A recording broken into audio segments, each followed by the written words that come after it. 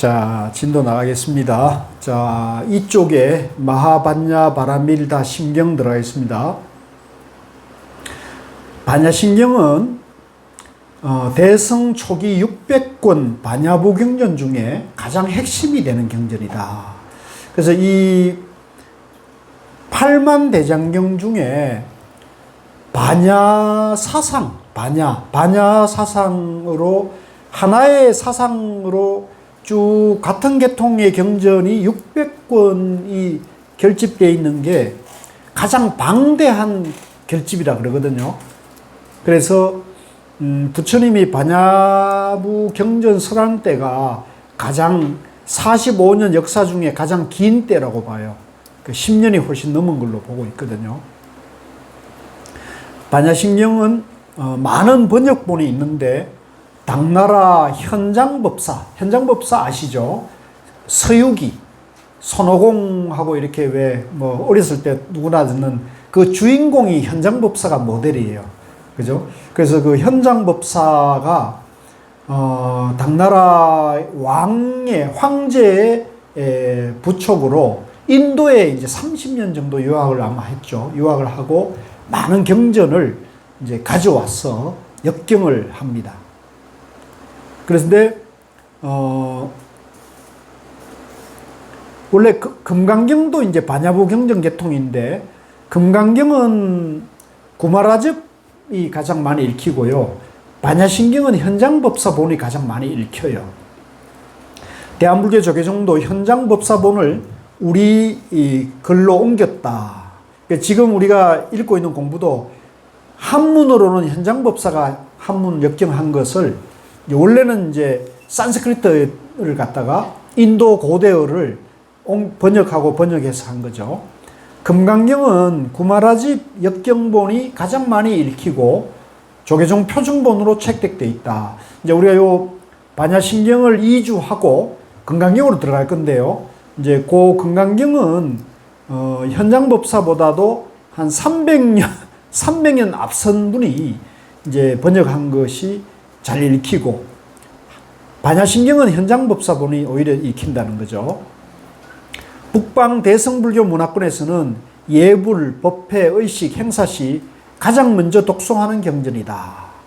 그래서 이 동아시아권에서는 이 반야신경이 항상 법회 의식할 때 같이 이걸 해요. 그렇게 대성불교 문화권에서는 굉장히 중요하게 보는 경전입니다.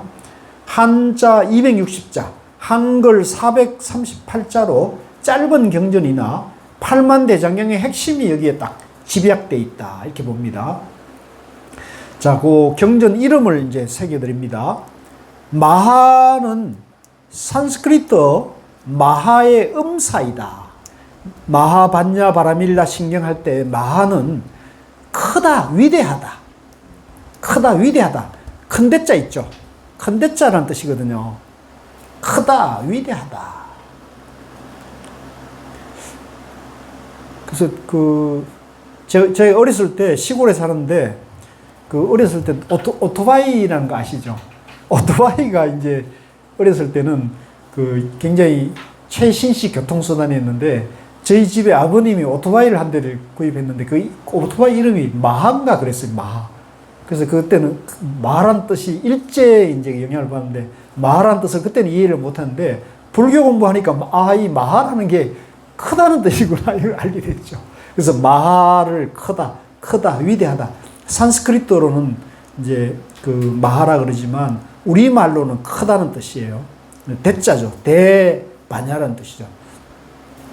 자, 근데 여기서요, 이게 이제 중요한 메시지인데, 이 대자가 크다는 것이 보통 우리는 크다, 작다, 이분법적으로 크다, 작다, 비교하고 이분법적으로 크다는 뜻으로 이해하잖아요. 근데 이 부처님이 쓰는 크다, 경전에 나오는 크다는 것은 크다, 작다의 상대되는 큰 게 아니에요. 크다, 작다의 큰 것이 아니고, 이분법, 그걸 이제 양변이랍니다. 따라서 양변. 둘로 나눠진 변에 있는 게 아니고, 크다, 작다를 초월한 크다라는 뜻이에요. 이게 좀 어려워요. 요거 일단 이해를 하셔야 돼요. 여기서 경전에서 부처님이 크다고 할 때는 크다 작다의 양변, 상대되는 큰 게 아니고 작다에 상대되는 크다는 게 아니고 크다 작다를 초월해서 크다 작다를 다 포용하는 크다는 뜻이에요. 이게 중도라는 거예요. 이게 중도. 중도의 큼을 말하는 거예요. 따라서 중도. 그래서 제가 이제 이런 얘기를 반복할 건데 이 뜻을 여러분들이 공부를 하면서 제 얘기를 듣고서나 경전을 보면서나 잘 이해를 하시죠. 이해. 일단 이해는 웬만하면 할 수 있거든요. 이거 공부 끝날 때 제가 시험 볼 거예요. 이해하셨나 못하셨나. 이해하시면 집에 돌려보내고 이해 못하면 집에 그 나머지 공부를 시켜가지고 확실히 이해하도록 이게 이해되면 불교가 이해되는 거거든요. 사실은 알고 보면 굉장히 간단한 거예요. 항상 우리는 크다 작다 나다 너다 옳다 그르다 선이다 악이다 이렇게 이분법적으로 상대 분별 속에 양변에 오락가락 한단 말이에요. 남이다 여다 갑이다 을이다 노다 사다 야다 여다 그죠? 좌다 우다 남이다 북이다 이렇게 모든 걸 볼 때 항상 이분법적으로 비교하고 따지고 이익되고 손해고 이게 이제 우리가 부처님의 중도에 어긋나는 분별망상이라고 해요. 분별망상. 따라서 분별망상. 자꾸 분별한다는 거예요. 있는 그대로 보면은 되는데 저게 예쁘다 밉다 잘났다 못났다 옳다 그르다 이렇게 자꾸 분별로 이걸 본다는 거죠. 이게 이제 중생병이라고 해요. 따라서 중생병. 이게 병이라는 거예요. 이게 병. 이 병이 심해지면 병이 심해지면 정신분열이 오는 거예요. 정신분열. 정신이 분열돼 버리는 거죠. 근데 이게 건강한 사람은 이게 좋다 나쁘다 선이다 악이다라는 그 편차가 가까이 있어야 돼요. 이게 건강하지 못하면 이 편차 크면 좋은 건 엄청 좋고 나쁜 건 엄청 나쁜 것이 되면은 이제 내 마음이 살아가다 보면 항상 좋고 항상 아름답고 항상 맛있는 것만 먹고 살 수는 없단 말이에요. 항상 내가 뜻하는 대로 되는 게 아니기 때문에 이제 그게 안 되는 상황을 만났을 때 이 한쪽에 내 생각이 딱 국집되어 있다 보면 다른 견해 다른 상황을 마주뜨리면 그걸 내가 못 참을 가능성이 상당히 높아요. 그러면 내가 불안하고 내 감정의 기복이 커지죠. 그래서 최근에 이제 그걸 총문전 스님은 감정의 기복을 줄여야 한다는, 감정의 폭을 줄여야 한다는 거예요. 그렇게 설명하대요. 그게 아주 좋은 표현인 것 같아요. 감정의 기복이 짧아야 한다. 우리는 감정의 기복이 큰 사람 있잖아요. 그래서 한번 데미지를 입으면 며칠 가는 사람이 있잖아요. 그 알고 계시잖아요. 자기의 그런 내 자신의 어떤 스타일을 내가 아는 것은 굉장히 자기가 자기를 아는 건 굉장히 중요한. 근데 대개의 사람들은 그걸 모르는 사람들이 많아요. 내가 감정의 기복이 크다는 걸 모르고 내가 잘났다고 생각하는 사람도 있거든요. 근데 이제 우리 보살님은 내가 감정의 기복이 크다. 내가 좀 치우쳐져 있다. 이렇게 생각. 그걸 아는 게 중요한 거예요. 그러면 어떻게 돼요? 아니까, 이건 항상 그런 생각이 들었을 때, 내가 이런 게 집착하면 안 돼. 나와 생각이 다른 사람을 미워하거나 정오하거나 싫어하면 상대도 마찬가지가 되고, 내가 나를 이제 좁히는 거죠. 생각을 가두는 거란 말이에요. 좋은 거예요, 나쁜 거예요? 그러니까 내가 자유로워지지 못하는 거거든요. 내가 내 안에 벽을 쌓고 내 마음 안에 담을 쌓는 거기 때문에 그러면 내가 이제 감옥에 갇힌단 말이에요. 내가 만든 감옥에 갇혀요. 남이 만드는 게 아니에요. 내가 만드는. 그래서 이제 심하면 제가 이제 우연히 이제 얼마 전에 짧은 유튜브에서 이제 우리나라의 암 수술을 최고 많이 한 사람이 이제 그 유튜브에서 와서 얘기하는데 그러대요. 이제 서양 사람들은 이 암을 무슨 뭐 이제 쉽게 말하면 그런 여러 병 중에 하나로 그냥 대수롭지 않게 받아들인대, 서양 사람은. 예. 근데 유독 우리나라 사람은 암 그러면 내가 암 걸렸다고 딱 듣는 순간부터 삶의 의욕이 팍 꺾여버린다는 거예요. 내가 불치병을 얻었다. 이런 순간 이분이 정신이 무너진대요. 근데 서양 사람들은 여러 병 중에 뭐 관절염, 그죠? 뭐 이런 여러 위장병 그 중에 암도 하나의 그 병 중에 하나로 보고 그러면 이걸 어떻게 해결할 수 있느냐. 그래가지고 처방에 맞게 열심히 운동도 하고 또 자연식도 하고 이래가지고 회생률이 상당히 높대요, 서양 사람들은. 근데 우리나라 사람들은 대부분 탁 걸리면 그때부터 삶의 의욕이 확 꺾이면서 일단 근심걱정이 확 일어나는 거죠. 근심걱정. 야, 이거 내가 어떻게, 이러면서 이제 그 근심걱정 안에 갇혀가지고 뭐 잘 먹고 운동 열심히 할 의욕이 이제 상실이 돼버린다는 거예요. 난 그분이 얘기한 걸 듣고, 아, 이거다. 내가 굉장히 공감을 했거든요. 그래서 절대로 불자들은, 이 부처님 공부하는 사람들은 그렇게 생각하면 안 돼요. 그러거나 말거나 평상심으로 그걸 받아들이는 거죠. 예. 평상심으로. 몸에 병 없는 사람이 없기 때문에, 그죠? 몸에 병 없는 사람 아무도 없어요. 그러니까 다 누구든지 병을 안고 사는 거죠. 근데 그거를 이제 병이라는, 예를 들면 암이라는, 내가 지금 암이라는 것이 만났구나. 그러면 그게 그냥 온 건 아니란 말이에요. 여러 인연에 의해 가지고 왔잖아요. 그러면 이거를 어떻게 해결하지? 이렇게 돼야 되죠. 이걸 내가 어떻게 이거를 내보내지? 이렇게 돼야 되거든요. 그러면 이제 전문가인데 얘기를 드려야죠. 그죠? 전문의 얘기 들어서 그분들이 지시하는, 왜냐하면 그분들은 수많은 데이터를 가지고 수많은 환자들을 다뤄봤기 때문에 낫는 방법을 알 수 있는 거잖아요. 그러니까 그분들이 얘기하는 대로 운동, 간단한 거잖아요. 운동 열심히 하고 치료 잘 받고 건강식을 하는 거잖아요. 딱 답이 있는데 유독 이게 자기가 이제 멘붕이 와가지고 그렇게 된다는 거죠. 그래서 절대 그러면 안 된다는 거죠. 마찬가지로 암이다, 암 아니다를 갖다가 경계에 담을 쌓으면 안 된다는 거죠. 그래서 다시 이제 이분법, 크다, 작다도 자꾸 크다, 작다 그러면 작은 것을 무시하고 작은 것은 이러면 안 된다. 그래서 예를 들면 대성소송도 마찬가지예요. 대성은 옳고 소송은 틀렸다 이렇게 하면 안 된다는 거죠. 그것도 하나의 방법이고 이것도 하나의 방법이다 이렇게 봐야 되는 거죠. 그래서 그 중에 나는 어떤 길을 선택할 것인가 돼야 되는데 대성소송이 막 싸우는 거 있고 서로 비난하는 경우가 많죠. 그건 어리석은 거죠. 작은 수레도 있고 큰 수레도 있는 거잖아요. 작은 수레는 작은 수레대로 필요하잖아요. 큰 수레는 큰 수레 필요하잖아요. 그걸 다 그때그때 적절하게 자유자재하게 쓰면 되지.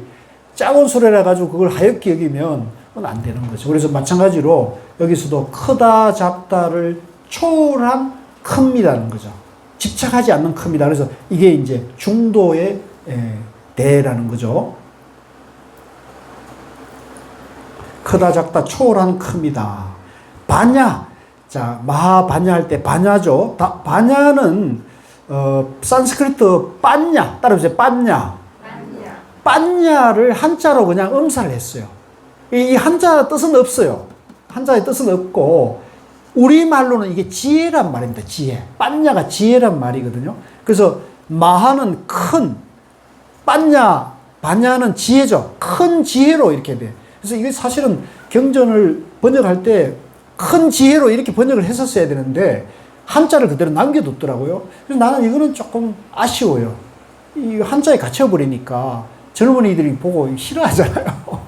남의 나라 언어가 돼버렸잖아요. 그죠? 그래서 이거를 그냥 쉽게 큰 지혜로 이렇게 해도 되거든요. 큰 지혜로. 근데 이제 그 지혜는 지혜인데 무슨 지혜냐? 야, 이게 중요한 거예요. 부처님의 깨달음의 지혜예요. 깨달음의 지혜.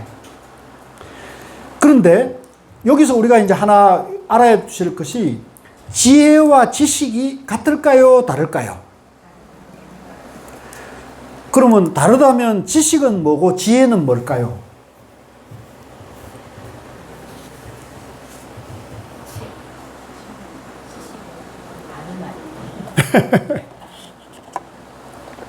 그러니까 우리가 이제 상식적으로 불교를 공부하는 사람들 이런 상식을 알아야 되는데 지식은 많이 공부하고 듣고 봐야 돼요. 그래서 이게 쌓인 게 많아야 돼요. 네. 많이 봐야 돼요. 그러니까 속된 말로 쉽게 말하면 가방끈이 길어야 돼요. 배움이 많은 것이 지식이에요, 지식. 그러니까 내가 보고 듣고 쌓인 게 많이 축적된 사람들이 대학자가 되는 거죠. 대학자, 박사, 교수는 누가 하느냐? 보고 들은 게 많은 사람인 거죠. 네. 대학자, 그 지식인 거예요. 근데 불교에서는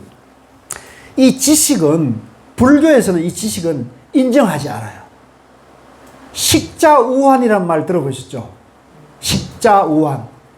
아는 것이 병이다.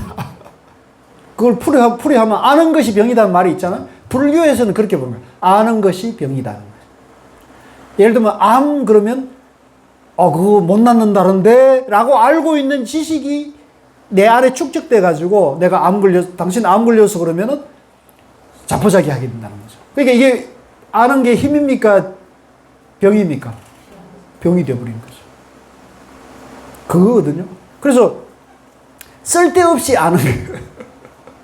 그래서 요 지식은 쉽게 말하면 삶의 지혜는 아니라는 거죠. 그건 어디까지나 지식은 그걸 불교에서는 아르마리라고 하나의 지식 자체는 쌓임으로 봐요. 쌓임. 그래서 보통 인문학, 과학 이런 것은 지식입니다. 지식. 그래서 공부 잘하고 공부 잘해가 시험 정석이 잘 나오고 시험 성적이 잘 나와가지고 판사, 검사, 의사가 되고 이런 것은 지식의 영역이에요. 그래서 우리가 가령 아주 지식이 높은 그런 사람들이 가끔 보면 큰 사고 쳐가지고 범죄 지려가지고 사람들 손가락질 하는 걸 보잖아요. 그건 뭐냐면은 지식으로 공부를 했기 때문에 인격 도야가 안 된 거죠. 그러니까 자기 지식을 가지고 핵폭탄도 만들 수 있고 남을 해치는 것도 할 수가 있는 거죠. 제가 요새 미드를 보고 있는데 배드 브레이킹 하는 그 넷플릭스에 보면 아주 유명한 보셨어요? 그거 보면 간단하게 말하면 무슨 학교의 화학 교사인데 화학 지식이 풍부하잖아요.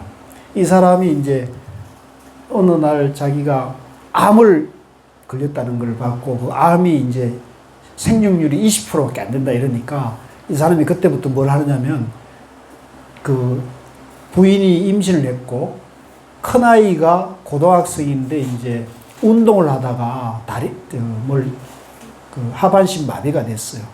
그러니까 부인이 임신해 있고 혼자 있으니까 가장이인데 당신이 암 걸려서 죽는 확률이 80%니까 이 가족들을 위한 대책을 이제 궁리하다가 자기가 아는 지식이 화학이잖아요.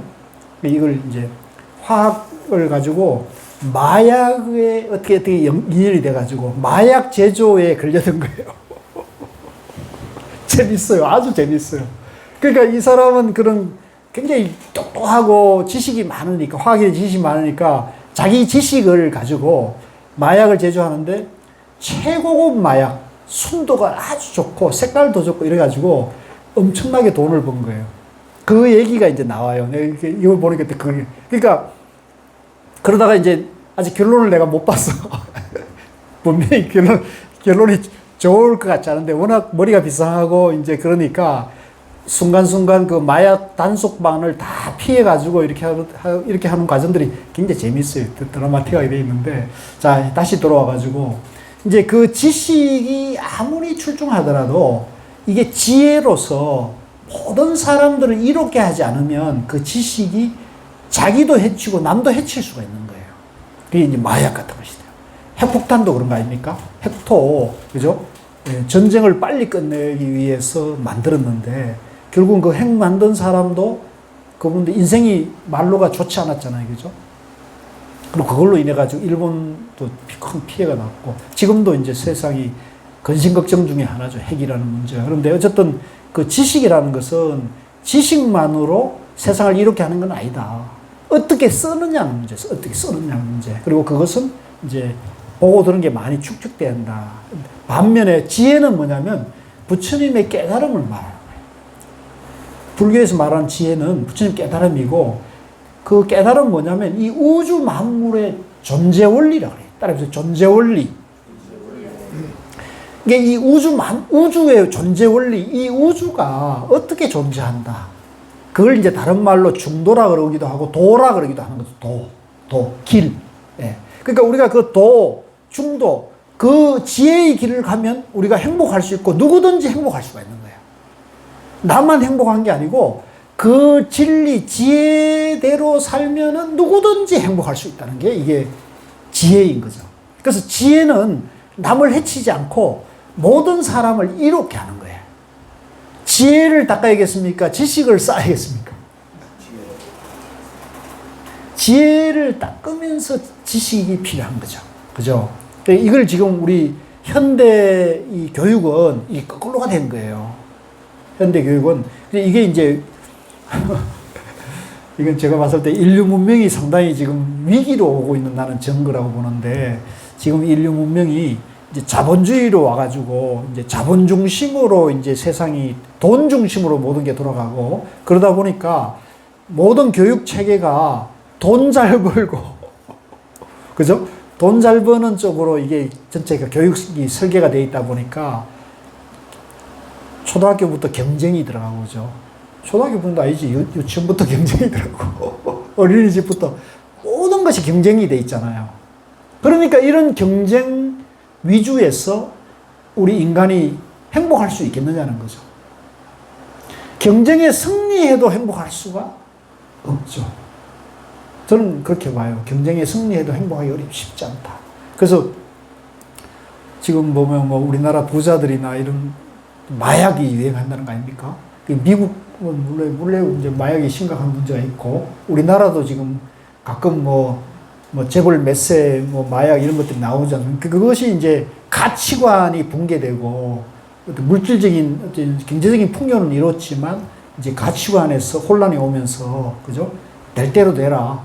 이렇게 되는 그 삶의 적이 있지 않겠냐는 생각이 드는데, 어쨌든 다시 돌아와가지고 우리가 이제 지혜를 밝히는 공부가 되고, 그것이 기본이 되면서 지식이 병행이 가야 되는데, 수단인데, 이게 수단이 목적시 돼버리면 사회가 이제 건강하지 못하고, 그런 잘못된 교육과 목표 속에서 온 국민이 다 이제 피해를 보는 거다.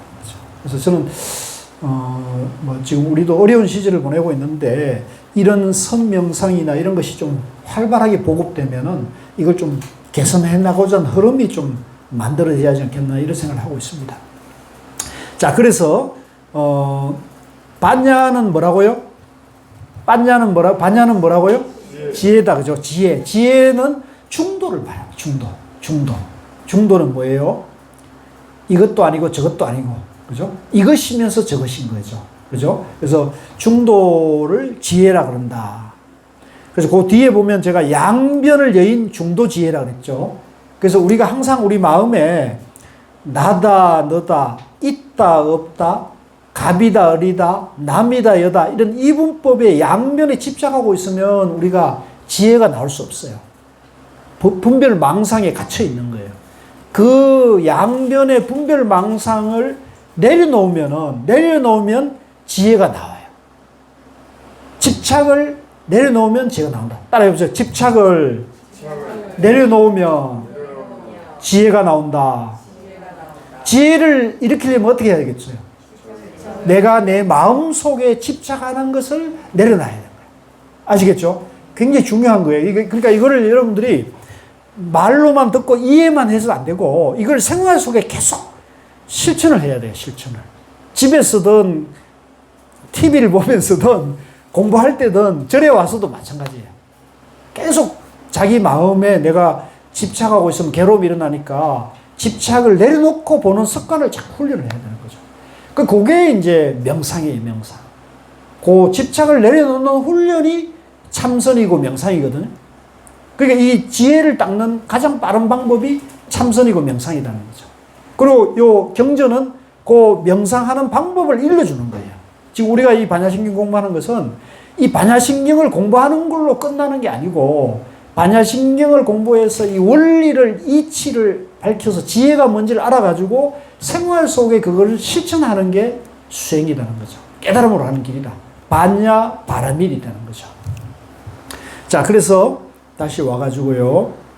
요 반야를 이제 사실은 팔만대생경이 전부 이 반야 지혜를 말하고 있는 거예요. 이 팔만대생이 전부 중도를 말하고 있다 그랬잖아요. 그래서 이 지혜를 우리가 밝히려면 부처님이 깨달은 우주 만물의 존재 원리인 중도를 알고 중도에 대해서 바른 안목을 갖추는다. 이렇게. 그걸 정견이랍니다. 갖추는데 정견. 그래서 중도대로 보는 걸 정견. 중도 정견. 중도 정견이 지혜예요. 지혜. 예. 말이 다르지만 내용은 같은 거예요. 그래서 중도 정견은 뭐냐? 있는 그대로 보는 것이다. 우주 만물을 있는 그대로 보는 것이 지혜, 중도 정견이라는 거죠. 그러면 나는 맨날 있는 그대로 보는데요. 아니죠. 우리는 늘 색안경 끼고 보죠. 우리는 늘 나다, 너다, 옳다, 그러다, 이익된다, 손해된다는 시각으로 남을 대하고 사건을 대하고 세상 문제를 대하고 있다고요. 우리는 늘 자세히 한번 들여다보세요. 항상 우리는 이익된다, 손해된다, 나다, 너다, 옳다, 그러다는 이분법적 사고에서, 즉 색안경을 끼고 이제 세상을 본다는 거죠. 그러니까 색안경을 끼고 보기 때문에 세상을 바라볼 수 있어요, 없어요? 절대로 바라볼 수 없는 거예요. 그럼 어떻게 되냐? 색안경을 벗어야 되는 거죠. 색안경을 벗는 게 바로 이제 내가 집착하는 내 마음 속에 옳다, 맞다, 이익된다 하는 그 생각, 그 놈을 이제 내려놓을 수 있어야 된다는 거죠. 그래서 색안경 벗는 거, 그 집착심을 내려놓는 거, 요게 이제 간단한 거죠, 사실. 그래서 요 원리를 이해하시죠? 요 원리는 진짜 간단한 건데, 쉬워요, 어려워요? 이걸 행하는 게 이제 어렵죠. 왜 어려우냐? 우리가 평생 그렇게 길들여 왔고, 교육받았고, 그죠? 그렇게 살아왔기 때문에 그런 거죠. 이게 이제 섭이 이제 업이거든요. 따라서 습관. 그러니까 습관, 업이 축적돼 있단 말이에요. 우리가 축적돼 있어요. 네. 살아온 만큼 축적돼 있고, 또 그런 똑같은 나이지만 환경이 아주 혹독하거나 환경이 좀 더 남들보다도 열악했던 좋지 않은 사람들은 그 업이 더 독한 업들이 축적돼 있겠죠. 그죠?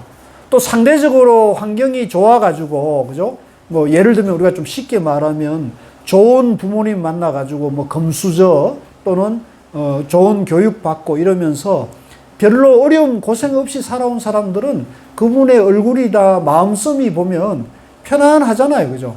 그것은 그런 인연이 그런 거죠. 그건 뭐 어찌 보면 전생복일 수 있는 거죠. 그죠? 부모님 몸속에 받을 때 이미 전생에 그게 형성된 거란 말이에요. 이해되시죠?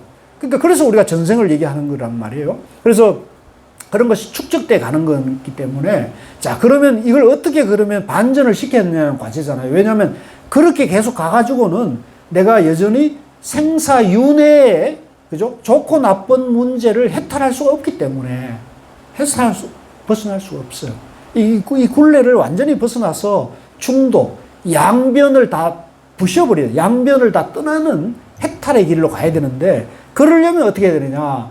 이제 바른 내 존재 원리, 부처님의 깨달은 진리에 대해서 공부를 해서, 지혜를 밝히는데, 그 지혜라는 것은 내가 집착하는 그것을 내려놓을 때 지혜가 나온다는 걸 우리 알았잖아요. 그죠? 그럼 그 원리를 익혀가지고 생활에서 그걸 계속 습득하게 되면 내가 그런 지혜를 밝히고 생활에서 그걸 행하는 만큼 내 마음이 가벼워지고 편안해지겠죠.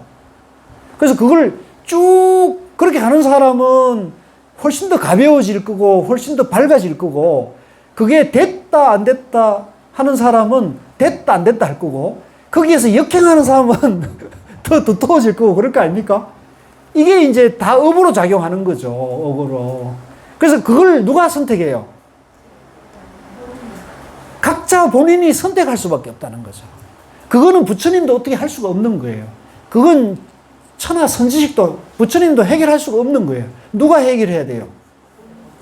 본인이, 오직 본인이 해결해야 돼요. 본인. 이건 부모도 자식도 해결해 줄 수 있는 게 아니라 오직 내가 해결해. 그래서 부처님께서 이제 최후의 요원에 보면 부처님이 돌아가시면서 부처님을 믿으라는 말이 한 게 아니고 자기 자신에 의지했는, 자기 자신을 믿으라는 얘기를 하신 거잖아요. 각자 자기 자신을 믿어야 된다는 거죠. 그리고 깨달음 세계를 믿으라는 거죠. 그 법을, 진리를 믿어라. 인과.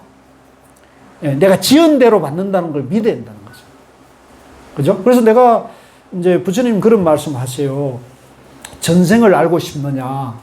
전생을 알고자 하느냐? 지금 나의 삶의 모습이 전생이라는 거죠. 내 생을 알고 싶은가? 지금 내가 행하는 것이 내 생이라는 거죠.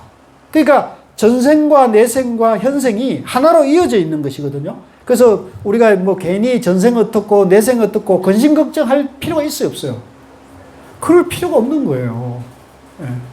지금 내 삶의 모습이 그대로 전생의 과보이고 내가 내 마음 쓰는 것이 내생의 결론이 나 있는 거예요. 내생에. 보입니까? 어떻게 될 것 같아요? 고사님 어떻게 될 것 같아요?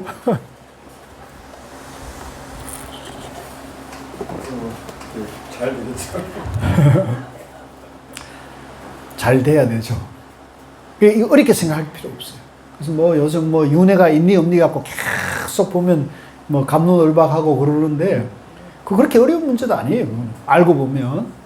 그래서 이제 그런 우리가 이제 공부를 해서 매일매일 그렇게 이제 5분 명상을 하고 그런 마음을 가까이 쓰면은 내가 이제 이 분별하는 식이 점점점 이제 맑아져요. 맑아지고 밝아지게 되거든요. 내가 이 아르마리 이 식이, 그걸 불교에서 식이라 그러는데 그 식이 자꾸 맑아지고 밝아지면 내 마음이 이제 좀 편안해지고 내 마음이 밝아지게 되면 내 마음이 편안해지고 밝아지면 그게 얼굴로 나타나겠습니까? 안 나타나겠습니까? 당연히 얼굴에 나타나는 거죠. 얼굴이 나타나고, 그래서 저 불교 공부를 잘하는 사람은 당연히 얼굴이 밝은 사람이에요. 불교 공부가 제대로 되는 사람은 당연히 마음 씀씀이가 구김이 없어야 돼요. 근데 불교 공부를 하는데 옳고 그름이 너무 분명하고 또 제대로 공부 안 한다고 막 야단치고 막 구박하고 또 불자들은 이만큼 좋아하고 불교를 안 믿는 사람은 막 냉대하고 이러면 부처님 지혜를 알고 있는 겁니까? 모르고 있는 겁니까? 답이 나오죠. 그래서 이제 적어도 제 생각에는 저하고 같이 중도 공부하시는 분들은 늘 공부할수록 한 과정이 끝날수록 마음이 편안하고 마음이 밝아지고 얼굴이 환해져 가는 잘하고 계신 것 같아요. 지금 여기 오신 분은 다 화나신 것 같아요. 어두운 사람은 어떻게 되는 거예요? 어두운 사람은 교수를 잘못 만난 거죠. 어두운 사람은 더 나은 얼굴을 환하게 해주는 교수를 찾아가야 돼요. 선지식을 찾아가야 돼요. 아시겠어요? 네. 얼른 찾아가요. 자, 그래서 여기는 분명하다. 이것은 거짓말 할 수가 없다. 이 공부는 절대 공부를 잘못하는데 얼굴이 밝아질 수도 없고 공부를 잘하는데 어두워질 수도 없어요. 이거는 지은 대로 받는 거기 때문에 우리가 하는 대로 받게 돼 있기 때문에 이제 꼭 그렇게 하셔야 됩니다. 아시겠죠? 너무 그렇게 호불호를 가르면 안 돼요. 그러니까 그럴 때마다 알아차리고 내가 너무 집착하고 있구나. 집착하면 내가 괴로움이 일어나. 나쁜 마음이 일어나. 미워하는 마음이 일어나요. 내가 옳고 그름에 자꾸 이렇게 편차가 커서 옳고 그름이 편차가 큰 사람일수록 자기 감정이 안 좋은 감정이 자기가 내가 저 나쁜 놈 그러면 저 사람을 나쁘다고 생각하는 순간 내가 미운 감정이 일어나죠. 내가 내 안에서 미운 감정이 일어나면 독소가 일어나는 거예요. 독소가. 독소가 내 안에 내가 심리적으로 독한 생각을 하면 이 뇌도 마비가 오고요. 뇌가 마비가 되면 이게 호르몬이 이해 가지고 내 안에서 심장이 벌렁벌렁거리고, 심장이 벌렁거리면 혈액순환이 영향을 주고 이러면 내 안에 독을 키우는 거죠. 이해하시겠어요? 그거 어리석은 거지. 그게 부처님이 어리석은 거라는 거죠. 아시겠죠? 그러니까 절대로 감정의 편차를 높이면 안 되고 그걸 줄여가야 한다. 예. 호불호를 덤덤하게, 좀 무심하게, 또 때에 따라서는 믿고 내가 나쁜 놈하고 이런 사람을 연민으로 대하기. 따라서 연민으로 대하기. 야, 저 사람도 원래는 부처님이고 저 사람도 원래 지혜가 완전한 사람인데 어쩌다가 저렇게 나쁜 업을 짓고 있나, 어쩌다가 저렇게 괴롭게 힘들게 살고 있나 생각을 해보면 너무나 안타깝잖아요. 안 그렇습니까? 너무 안타깝죠. 그렇게 봐야 된다. 저 사람이나 나나 똑같은 불성을 가진 본래 완전한 존재인데 어쩌다가 저렇게 악업에 그랬는가 이렇게 생각하죠. 나라도 저렇게 하면 안 되지 이렇게 생각을 해야 된다는 거죠. 자, 그래서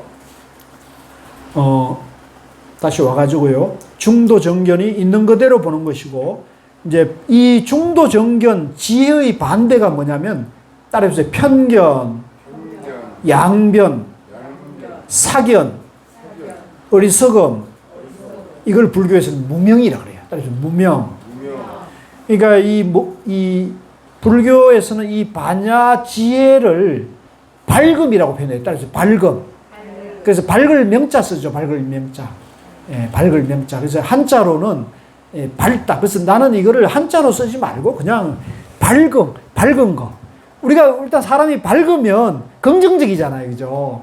사람이 자기 마음이나 세상을 볼 때 밝고 긍정적으로 보면 복이 온단 말이에요. 어두움이나 그늘이 없어요. 반대로 세상을 볼 때 부정적이고 어둡게 보면 비관이 돼요. 그러면 마음도 어두워지고 우울해진단 말이에요. 그래서 밝은 것이 지혜다. 지혜의 반대는 어두움이죠. 그래서 그걸 무명이란, 밝음이 없다. 밝음이 없다. 이해되시죠? 그래서 무명중생, 부처님은 이제 본래는 부처님의 지혜를 다 가진 존재인데 자기가 부처님의 지혜를 갖추지 못하고 밝히지 못한 사람을 무명중생, 중생이라는 어두움에 갇혀 있다는 거죠. 그래서 우리도 마찬가지입니다. 우리도 원래 부처님의 지혜를 다 갖추고 있는데 교회에 나가고 성당에 나가도 다 부처님의 지혜가 완전해요. 원래는 완전한데 내가 그 밝은 지혜를 못 보고 그걸 알지 못하니까 밖으로 지혜를 구하고 있는 거예요. 밖으로. 그래서 이 반야는 누구든지 갖춰져 있다. 따라해보세요. 반야는 누구든지 갖춰져 있다. 예, 그렇게 봐야 되고요. 그 다음에 두 번째가 바라밀다가 있죠. 바라밀다는 파라미타를 음사한 거예요. 산스크리트 파라미타를 음사한 건데, 파라미타는 뭐냐면 이 언덕에서 저 언덕을 걷는다는 뜻이에요. 즉 차 안에서 이 언덕에서 깨달음의 저 언덕으로 중생의 세계에서 부처님의 세계로 걷는다는 뜻인 거예요. 그걸 파라미타, 바라밀이라고 그래요. 바라밀. 한자로는 도피안, 피안으로 건너간다는 것이죠. 자, 그런데 여기서 요 걷는다는 것을 사람들이 많이 오해해서, 이제 제가 보니까 우리 유튜브에 보면 서강대학의 유명한 최 무슨 교수님이 이제 시골에 가가지고 이제 이 반야신경 강의한 걸 내가 봤는데 보니까 그분은 이 시종 이 반야신경을 이제 옳고 그름의 나눔 속에서 이걸 자꾸 이분법 안에서 이걸 이제 보는 것 같아요. 그래서 저는 그렇게 보면 이건 잘못 보는 것이다. 아까 제가 얘기했죠. 옳고 그름을 초월한 옳음이라 그랬죠. 그죠? 그게 건너는 것이지, 예를 들면 삿된 것에서, 나쁜 것에서 옳은 것으로 건너가는 것일 수도 있잖아요. 이해되시죠? 그러니까 중생 세계에서 깨달음 세계로 건너가는 것으로 해석할 수가 있는데, 건너간다고 해서 그렇게 해석하는 것은 중도의 입장에서 보면 옳은 해석입니까? 잘못된 해석입니까? 잘못된 해석이죠. 옳고 그름이 있는 해석이잖아요. 그러면 이건 양면 안에서의 해석이 된다. 그러면 이 반야신경을 잘못 안내하고 있는 것이라는 거죠. 아시겠죠? 그래서 그런 걸 우리가 딱 보면, 이제 여러분들 그 정도 안목이 중도로 딱 보면, 저분이 지금 제대로 반야신경을 잘못 알고 얘기네? 이렇게 볼 수가 있는 거죠. 그래서, 중도 정견, 지혜는 편견, 양변, 사견, 어리석음, 분별망상이다. 그래서 그러면 걷는다는 건 뭐냐면, 내 마음에서 집착하면은 이 언덕에 있는 거고, 내 마음에 집착하는 걸 놓아버리면 내 마음이 그대로 극락이 되는 거란 말이야. 내 마음이 그대로 천국이 되는 거예요.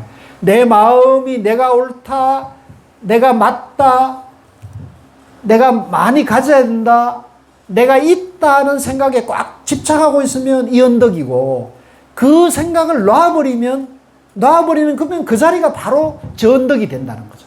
그러면 건너갔어요, 안 건너갔어요? 바로 단박에 건너가는 거죠. 따라해주세요. 단박에 걷는다. 이거예요, 이거. 마음 안에서 일어나는 일이란 말이죠. 네. 무슨 딴 세상이 있고 이런 게 아니에요. 아시겠죠? 그거는 하나의 그 방편으로 말하는 거고, 실제는 우리 마음 안에서 건너는 거 말한다. 집착의 언덕에서 집착을 버린 자유의 언덕으로 가는 건데, 그게 전부 그 자리에서 그 자리를 가는 것이다. 그 다음에 이제 바라밀다. 괴로움과 즐거움의 양변에서 자유, 열반, 영원한 행복으로 건너간다. 마음 안에서 걷는다. 아시겠죠? 마음 밖에서 건너는 게 아니에요. 그걸 또 이제 다른 말로 완성이라는 표현을 써도 완성한다. 그 다음에 마하반야, 바라밀, 심경 할 때 심이 나오죠.